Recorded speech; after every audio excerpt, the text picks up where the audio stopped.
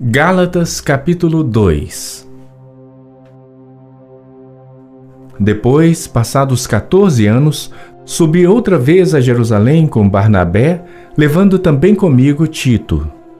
E subi por uma revelação e lhes expus o evangelho que prego entre os gentios, e particularmente aos que estavam em estima, para que de maneira alguma não corresse ou não tivesse corrido em vão.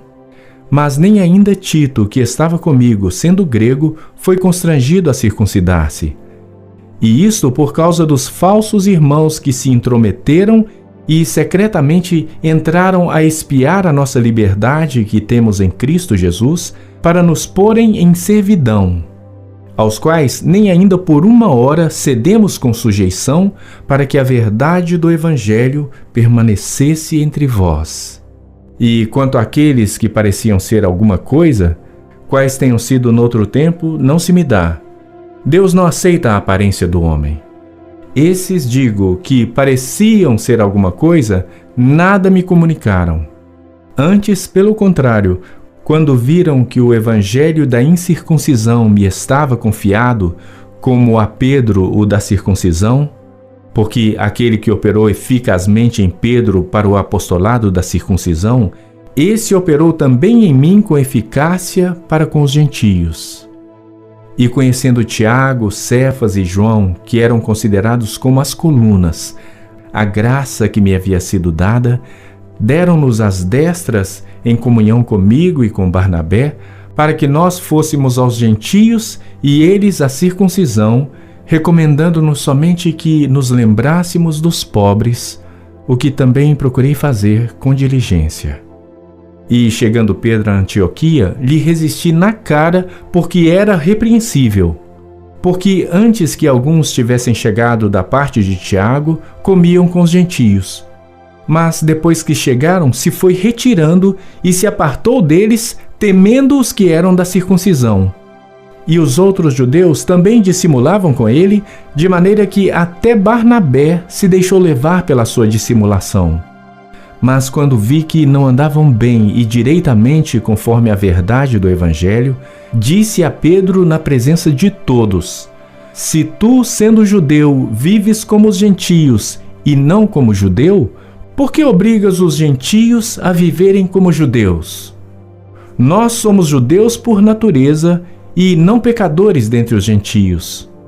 Sabendo que o homem não é justificado pelas obras da lei, mas pela fé em Jesus Cristo, temos também crido em Cristo Jesus, para sermos justificados pela fé em Cristo e não pelas obras da lei. Porquanto pelas obras da lei, nenhuma carne será justificada. Pois se nós que procuramos ser justificados em Cristo, nós mesmos também somos achados pecadores, é porventura Cristo ministro do pecado? De maneira nenhuma. Porque se torno a edificar aquilo que destruí, constituo-me a mim mesmo transgressor.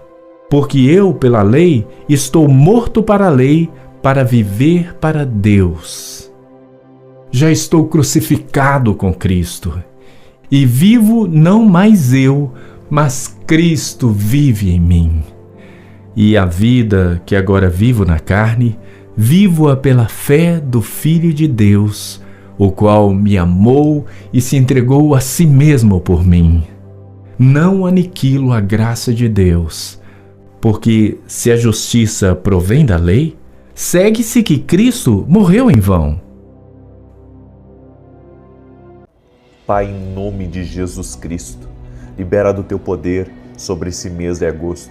Que esse mês seja um mês abençoado, um mês de aumento, um mês de prosperidade, um mês onde o Espírito Santo libere do seu sabor, do seu frescor, da sua graça e do seu favor. Oramos consagrando cada dia e cada segundo desse mês e pedimos a Tua bênção. Libera céus de favor, nos conecta às pessoas certas, abre as portas certas e nos conduza, Espírito Santo. Também te pedimos livramento nesse mês, a nós e a todos da nossa casa. E nos faça, Pai, vencer toda e qualquer dificuldade. Pedimos saúde, do Senhor, pedimos força sobrenatural, pedimos paz, pedimos alegria, pedimos a unção fortalecedora sobre nós e que o Senhor nos abra caminhos de poder, caminhos de prosperidade. Em nome de Jesus, amém e amém. 4 coisas que atraem pobreza e ruína para dentro da nossa casa. Primeiro, gritarias e discussões. Nosso ambiente tem que ser um ambiente de paz. Nossa casa tem que ser um pedacinho do céu. Por isso, atraia paz para dentro da sua casa através de Jesus Cristo. Segundo, coisas velhas. Não podemos ser acumuladores. Isso pesa no ambiente. Seja generoso, abençoe a vida de pessoas com coisas que você não está mais usando ou que estão guardadas. Tenho certeza que você vai se sentir melhor. Terceiro, elimine a raiva. Peça para Deus acalmar o seu coração. Não seja o tipo de pessoa que descarrega na sua família tudo aquilo que você veio carregando do seu trabalho.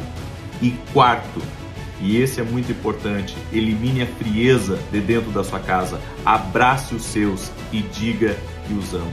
Deus te abençoe.